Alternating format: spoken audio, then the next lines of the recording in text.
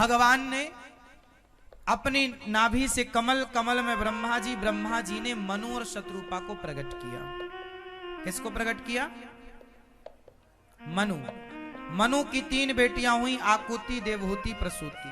आकुति का विवाह रुचि प्रजापति से, देवहूति का विवाह करदम जी से। करदम जी का विवाह हुआ, करदम जी की 9 बेटियां हुई। 9 बेटियों का विवाह कर दिया। अब करदम जी बोले देवी मैं जा रहा हूं। चले गए करदम जी। माता देवहूति अपने घर में अकेले अपने पुत्र के साथ रहीं और पुत्र से आधा हाथ जोड़कर माता देवहूति ने कहा बेटा मुझे कुछ बातें समझनी है, तुम समझाओ। हाँ मां, क्या समझना है? बेटा मेरा मन इतना उदास क्यों रहता है? मेरा मन इतना उदास क्यों रहता है? कपिल देव जी ने कहा मां, माता देवहूति ने प्रश्न किया कि निर्विण्णा नितराम भूमन सदिन्द्रिय तर्षणात् येन संभाव्यमानेन प्रपन्नान्धं तमः प्रभो। मेरा मन बहुत चंचल है, मन अशांत है। क्या करूं कि मन शांत हो?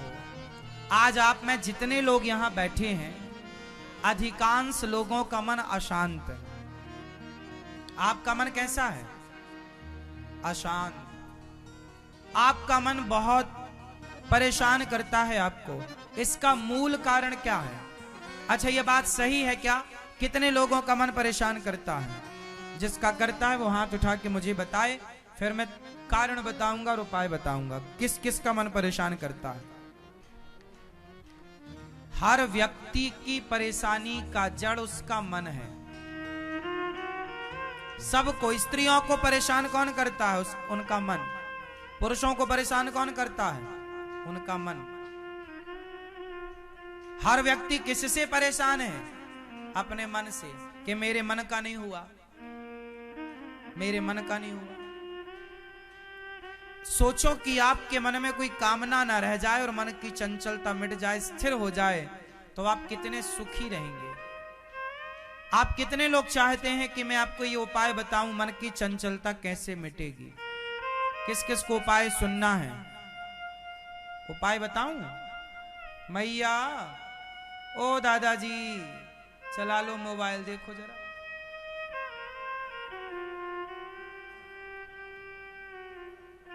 मन। अच्छा ये बताओ, सारे फसाद की जड़ कौन है? कौन? मन। मन के हारे हार है और मन के जीते मन ही मिलावत राम से और मन ही करत फजीत। मन की गति है अटपटी, झटपट लखे न कोय। मन की जब खटपट मिटे तो झटपट दर्शन होए।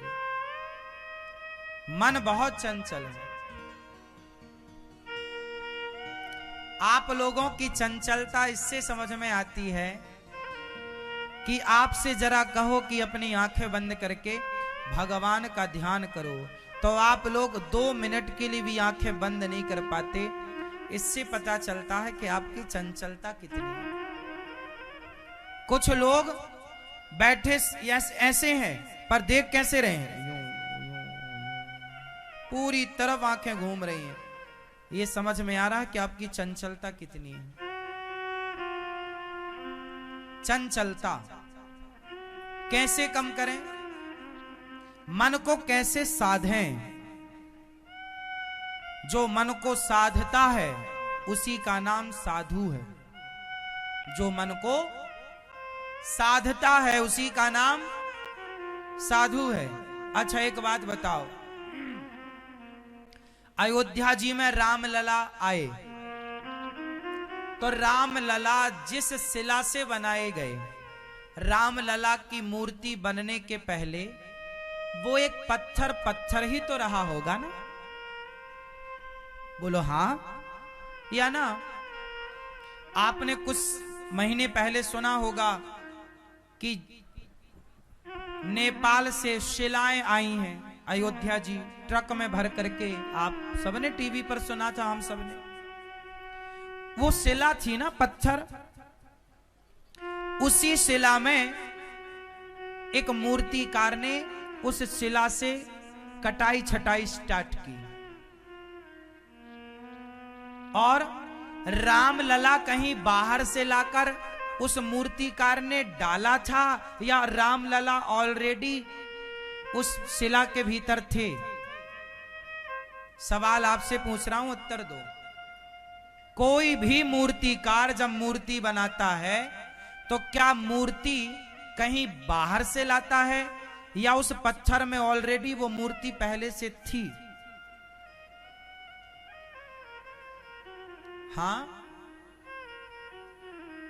अरे हर पत्थर में ऑलरेडी मूर्ति होती है। मूर्तिकार तो केवल बाहर का आवरण हटा देता है, यहां वहां का एक्स्ट्रा पत्थर हटा दिया, जितने पत्थर की जरूरत थी उतना उसने रोका, बाकी सारा छैनी और हथौड़ी से हटा दिया। अब जैसे ये उंगली है, आशीर्वाद की ये मुद्रा है, अब इसमें जो यहां का पत्थर यहां का हटा दिया गया तो ये अलग हो गई, ये अलग हो गई है। तो मूर्तिकार ने कोई बाहर से थोड़ी मूर्ति लाई, उसमें ऑलरेडी वो मूर्ति थी। हां, पर उस मूर्ति को प्रकट तो मूर्तिकार ने ही की। कैसे की? कि बाहर का उसका कचरा हटा दिया, आवरण बाहर का हटाया। किस किस को बात समझ में आ रही है? समझ में आ रही है? आ रही है ना? कोई भी पत्थर आप उठा लीजिए और मूर्तिकार को दीजिए, वो उससे मूर्ति बना देगा या नहीं? हाँ या ना? छोटा पत्थर है, छोटी मूर्ति बनाएगा, बड़ा पत्थर है, बड़ी मूर्ति बनाएगा। तो मूर्ति जो उभर करके बाहर आई, वो मूर्ति ऑलरेडी उस पत्थर में थी, उसने केवल बाहर का आवरण हटाया। उसी तरह मैं आपसे एक सवाल करता हूं, आप लोग अपने बच्चों को समझाते हो, ए बेटा शराब नहीं पीना, सुन ये रास्ता गलत है, सिगरेट नहीं पीना, गलत लोगों की संगति नहीं, चुप, गलत रास्ते पर नहीं। आप अपनी पत्नियों को समझाते हो, ऐसा ना बोला करो, पति को समझाते हो, ऐसा मत किया। आप हर व्यक्ति को समझाते हो, हर व्यक्ति को सही रास्ते पर लाते हो। सवाल मेरा आपसे है, क्या आप लोगों ने कभी अपने मन को समझाया? क्या आप लोगों को कभी इतनी फुर्सत मिली कि आप अपने मन को समझा सकें? समझा सकें, मिली फुर्सत? नहीं ना। आप लोगों ने सबसे बातें करी, क्या खुद से कभी बात की? मेरी मां एक मूर्तिकार छैनी और हथौड़े की मदद से किसी भी पत्थर को तराश कर सुंदर मूर्ति बना सकता है।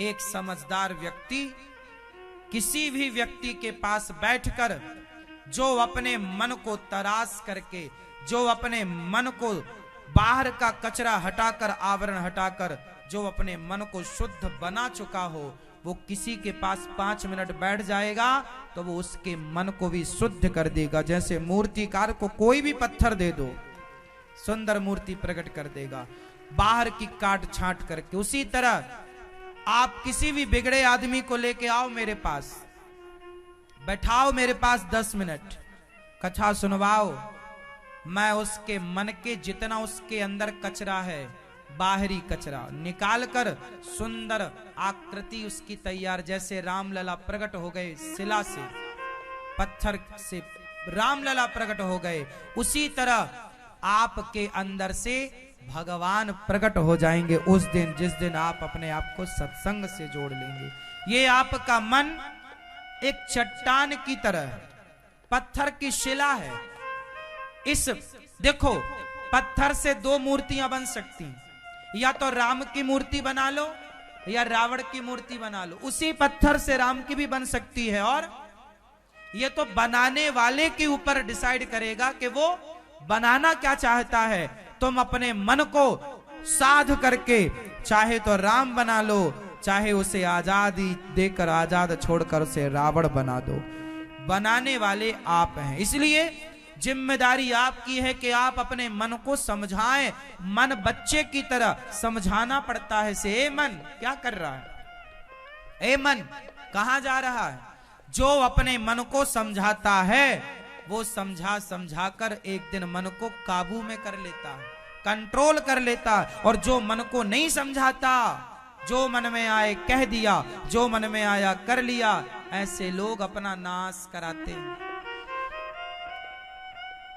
रावण के जो मन में आता कर लेता, रावण के जो मन में आता कर लेता, जबकि राम उनका मन आजाद नहीं, कंट्रोल में। इसलिए आप अपने मन को देखो, जब आप घोड़े पर बैठेंगे ना तो घोड़े की लगाम आपके हाथ में होगी, तब ना घोड़ा आपके कंट्रोल में चलेगा। जहां चाहो रोक लो, जहां चाहो चलाओ। यदि लगाम आपके पास नहीं है तो क्या घोड़ा फिर रुकेगा? कहीं भी कूदेगा, आपको मार देगा, कहीं भी गिराएगा किसी खाई में। इसलिए घोड़े पर बैठने के पहले क्या पकड़ो? लगाम। और उसे लगाम क्या होती है, लगाम खींचोगे ना घोड़ा रुक जाएगा, और लगाम ढीली करोगे चल पड़ेगा। हाँ या ना? क्यों जी सही है?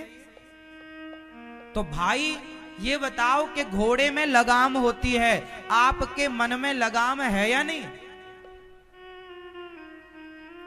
सोचिए आप कितने गैर जिम्मेदार लोग हैं कि आपने अभी तक अपने मन में लगाम नहीं लगाई, कंट्रोल नहीं किया मन को।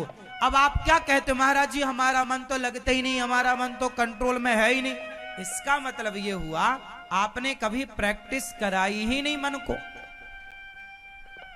आपने अपने मन को क्या नहीं कराई? हाँ, प्रैक्टिस नहीं कराई। अभ्यासेन तु कौन्तेय अवैराग्येण च गृह्यते। अभ्यास से, प्रैक्टिस से मन कंट्रोल होगा। हमारे देश में जितनी उपासनाएं हैं ये मन को केंद्रित करने की ही तो उपासनाएं हैं। मन को इतना कंट्रोल करो कि पराई स्त्री में ना जाए। आपने इतना आजाद छोड़ रखा है कि आपका मन दिन भर आप इस स्त्री उस स्त्री में भागता है। आप भले किसी स्त्री को टच ना करो लेकिन मन तो जाता ही है। और यदि मन जा रहा है इसका मतलब आप ने अभी तक मन पर कोई काम नहीं किया, कोई लगाम नहीं लगाया। क्यों नहीं लगाया? सवाल आपसे पूछा जाएगा। क्यों तुम्हारा मन सांड की तरह घूमता रहा? क्यों नहीं उसे कंट्रोल में रखा? जरूरी है। अच्छा ये बताओ, बंदर तो बंदर होता है लेकिन एक मंदारी का बंदर है और एक ये जंगल के बंदर हैं। बताओ किस बंदर को देखना पसंद करते हैं लोग? जोर से, किस बंदर को? जंगल के बंदर तो बंदर हैं लेकिन मंदारी का बंदर उन बंदरों से अलग है क्योंकि उसने कुछ सीखा है। वो कुछ, हाँ, उसके मालिक ने उसे सिखाया है, कंट्रोल उसने अपने मन को किया है। बंदर सबसे चंचल प्राणी है लेकिन मंदारी उसे भी सिखा देता है। मंदारी के सारों पर बंदर नाचता है। सोचिए कि मंदारी यदि बंदर को कंट्रोल कर सकता है, वश में कर सकता है, तो आप भी अपने मन को वश में कर सकते हैं। और इतना वश में, जैसे मंदारी ने बंदर से बोला ससुराल जाएगा, कैसे जाएगा? वो गाड़ी से जाकर बताता है। आप जंगल के बंदर से बोलो क्यों ससुराल जाएगा, कैसे जाएगा? वो करेगा खौ खौ खौ, आपकी तरफ दौड़ेगा, हमें ससुराल सिखा रहा है। और मंदारी का बंदर सीखा हुआ, कंट्रोल में। हाँ या ना? तो याद रखना मेरी माँ, समाज में उन्हीं की कीमत ज्यादा होती है जिनका मन कंट्रोल में होता है। राम और रावण में अंतर क्या है? सूक्ष्म दृष्टि जाएगी तो पता लगेगा कि राम का मन कैसा है, और रावण का मन कैसा है बताओ? रावण का मन चंचल है या राम का? रावण का मन कंट्रोल में है या राम का? राम का मन कैसा है? जोर से, कंट्रोल में। और रावण का मन चंचल है तो पुतले जलते हैं, और राम का मन कंट्रोल में है तो मंदिर बनते हैं। पूरा खेल मन का है। आपका मन क्या आपके कंट्रोल में है? यदि है तब तो आप हैं, वरना आप क्या हैं आप ही समझो। जरा सी बात में गुस्सा आ गया, जरा सी कोई स्त्री दिखी, पुरुष दिखा, काम वासना आ गई। सुनो, काम क्रोध आने चाहिए, पर जब आप चाहें तब। ये सारे आपके कंट्रोल में होने चाहिए। मैं जब चाहूंगा तो मुझे गुस्सा आएगा। आप मुझे कितनी भी गाली देते रहो, आप मुझे गुस्सा नहीं दिला सकते, आप मुझे क्रोध नहीं दिला सकते। आप मुझे कितना भी गाली दो, मुझे गुस्सा नहीं आएगा। गुस्सा तब ही आएगा जब मैं स्वयं चाहूंगा कि हाँ जी यहां गुस्से की जरूरत है, आनी आ जाएगी।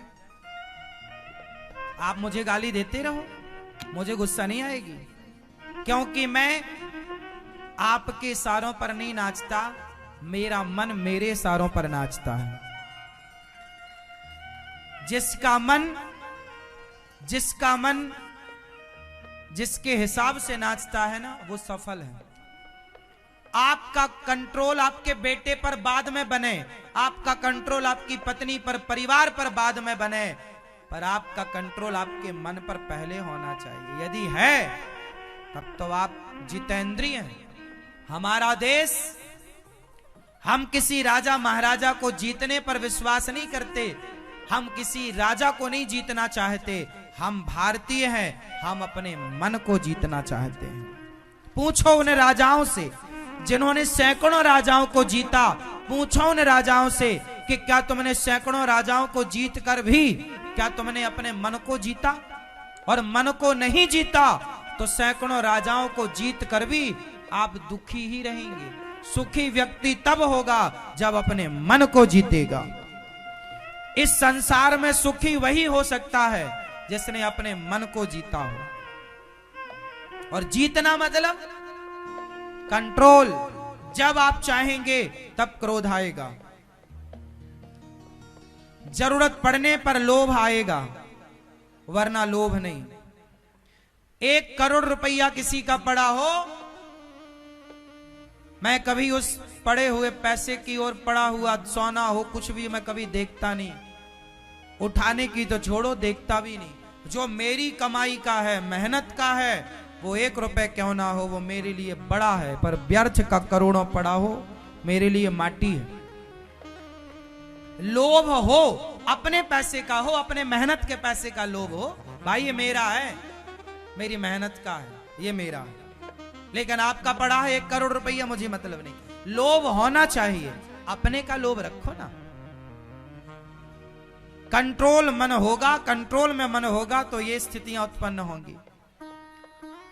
मन कंट्रोल केवल अपने पति और अपनी पत्नी को देखकर ही मन में काम का संचार हो। किसी और स्त्री को, हमारे गुरुजी एक दिन बता रहे थे कि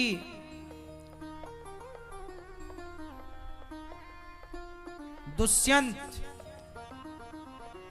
एक राजा हुए हैं। हमारे देश में महाभारत में उनकी चर्चा है। एक राजा हुए दुष्यंत, उन्होंने जंगल जब गए, वो जंगल, तो वहां एक संत जी की कुटी है। देख, बहुत कितनी गहरी बात बोलूंगा, आप समझ लेना। एक राजा थे दुष्यंत, वो जंगल गए और जंगल में रास्ता भटक गए, तो उन्हें एक जंगल के अंदर कुटिया पर एक सुंदर सी कन्या दिखाई पड़ी, शकुंतला। क्या नाम था? क्या नाम था? शकुंतला। तो जब शकुंतला वो संत की कुटिया में थी, तो संत की कुटिया में थी, बहुत सुंदर थी। तो राजा दुष्यंत, राजा ने जब उस कन्या को देखा, तो राजा के अंदर ना उस कन्या को देख करके काम का संचार हो गया, मतलब वासना जाग गई। और जब वासना जागी, तो राजा दुष्यंत ने प्रश्न किया उस कन्या से, देवी आप संत की कुटिया में हैं, लेकिन मेरा मन कहता है कि आप ब्राह्मण कन्या नहीं हैं, क्योंकि मेरा मन आज तक किसी ब्राह्मण कन्या को देखकर चंचल नहीं हुआ, आपको देखकर चंचल हो रहा है। मतलब जरूर आप ब्राह्मण कन्या नहीं, क्षत्रिय होंगी, इसलिए मेरा मन चंचल हुआ। तब उस कन्या ने बोला कि हाँ महाराज, मेरे माँ बचपन में ये संत जी के पास छोड़ के चली गई थी और उन्होंने लालन पालन किया है। संत जी मुझे बेटी के रूप में रखते हैं, पर मैं ऋषि कन्या नहीं हूं, छत्राणी हूं। हाँ देखिए, एक राजा का मन, मतलब पहले की ये थी कि कोई उम्र से छोटी हो, उम्र से बड़ी हो, तो उस कन्या को देखकर भी मन चंचल नहीं हो सकता था।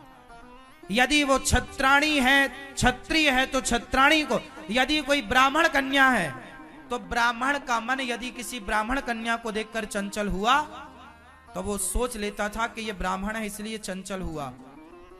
बाद में उन्होंने फिर उनसे विवाह किया, बाद में उन्होंने उनसे विवाह किया। विवाह किया, ये नहीं कि मन चंचल कर रहा है तो जबरदस्ती पकड़ के और उसका दुराचार करें उसके साथ, ना। धर्म, पहले विवाह, क्या तुम तैयार हो मेरे से विवाह कर? हाँ हाँ, आप राजा हैं, मैं आपके साथ विवाह करने को तैयार हूं। फिर उन्हीं का पुत्र हुआ भरत। कहानी लंबी है, कभी सुनाएंगे आपको, कि बाद में फिर ये अपनी इस पत्नी को भूल गए थे। एक अंगूठी दी थी कि तुम आना कभी, तो हमारे जब ये अंगूठी दिखाओगी तो वो हम पहचानेंगे। तो इनकी अंगूठी खो गई, पहचाना नहीं। बाद में फिर वो अंगूठी मिली और फिर दोनों ने एक दूसरे को स्वीकार किया। मैं आपको केवल इतनी सूक्ष्म बात बताने जा रहा हूं कि मन को जो साध लेता है, वो साधा हुआ मन ना किसी को भी देखकर चंचल नहीं होता। इसलिए आज 99.99 लोग ऐसे हैं जो अपने मन से कभी बात करते ही नहीं है, जो कभी अपने मन को सही गाइड करते ही नहीं है, जो कभी अपने मन को सही दिशा देते ही नहीं है, जो कभी अपने मन को समझाते ही नहीं है, जो कभी अपने मन को डांटते ही नहीं। तुलसीदास जी डांट रहे हैं, रे मन तू सत्संग कर, छोड़ जगत की रीत, अंत समय पछताएगा जब आयु जाएगी बीत। आप लोगों ने गलतियां ये की कि कभी अपने मन से बात नहीं की, कभी अपने आप से बात नहीं की। मन को कंट्रोल कैसे करेंगे आप? कोई काम किया उसके लिए?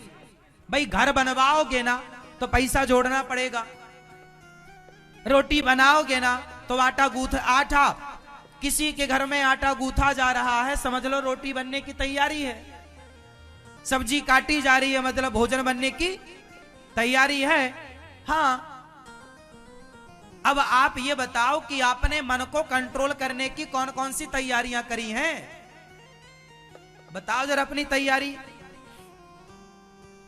क्या क्या आपने अपना वर्क किया है, मन को वश में करने का क्या क्या काम किया, कहां से स्टार्ट किया, अभी तक कितना काम हो चुका, हिसाब दो। कुछ नहीं हुआ। जैसा 10 साल पहले मन भटक रहा था, ऐसे 10 साल बाद भटक रहा है। जैसे 2015 में भटक रहा था, ऐसे 2025 में 24 में भटक रहा है, ऐसे ही 2030 में भटकता रहेगा। ऐसे ही भटकता भटकता फिर मर जाएगा। आप मर जाओगे, लो सारी जिंदगी तुम्हारा मन भटकता ही रहा। तुम जवानी से बुढ़ापा, आज मरने की स्थिति में बहुत लोग हैं और फिर भी तुम्हारा मन चंचल। तो मेरा सवाल यह है, कितनी सारी उम्र पाकर आप लोगों ने कितना मन को संभाला, क्या काम किया आप लोगों ने? केवल बच्चे पैदा करने में लगे रहे तो बच्चे तो तुमसे ज्यादा सुअर भी पैदा कर लेते हैं। धन ही जोड़ने में लगे रहे तो धन तो वैश्या तुमसे ज्यादा जोड़ लेती है। घर ही बनवाने में लगे रहे तो तुमसे बेहतर घर तो चिड़िया घोंसला बढ़िया वाटर प्रूफ बनाती है। भाई तुमने इतने समय तक किया क्या? आज तुम्हारी उम्र 80 साल को होने को आई, 70 साल होने को आई, 60 साल होने को आई। बताओ तुमने मन पर कितना वर्क किया, काम किया, कितना साधा अपने मन को। केवल खाया, सोया और बच्चे पैदा किए। खाना, सोना, बच्चे, और समय मिला तो प्रपंच, उसका ऐसा, उसका ऐसा, इसका वैसा। ये समय आपका गुजर रहा है। मेरी मां, हम जो बातें कह रहे हैं वो आपके समझ से भी परे हैं, शायद आप में से कोई समझा हो। मन को साधने के लिए आपको समय निकालना पड़ेगा। अपने मन से आपको बात करनी पड़ेगी, अपने मन को आपको समझाना पड़ेगा।